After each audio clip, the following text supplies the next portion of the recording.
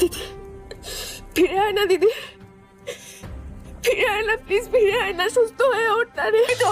ঋষি ঋষি ঋষি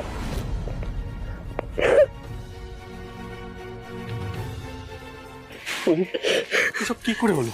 হ্যাঁ, আর নিশাদি এখন কেমন আছেন? তুমি কোথায় ছিলে ঋষি? তোমাকে কখন থেকে খুঁজেছি, খুঁজে পাইনি। একবার দেখুন স্যার। এক্সকিউজ মি, কি হয়েছে? কি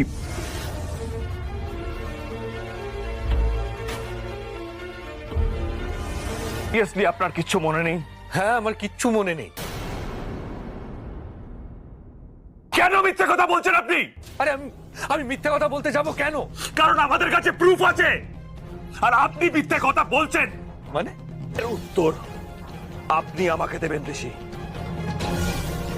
স্যার আপনি ওর সঙ্গে এভাবে কেন কথা বলছেন? কি হয়েছে সেটা তো আগে বলবেন। এটা দেখার পর কেন এরকম রিঅ্যাক্ট করছি আপনি বলবেন। দেখুন,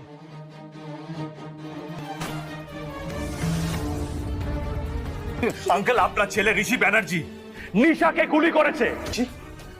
কেন আপনি নিশাকে মারার চেষ্টা করেছেন? কেন? কি মাথা খারাপ হয়ে গেছে? না, আমার মাথা খারাপ হয়নি, মাথা খারাপ হয়নি আমার।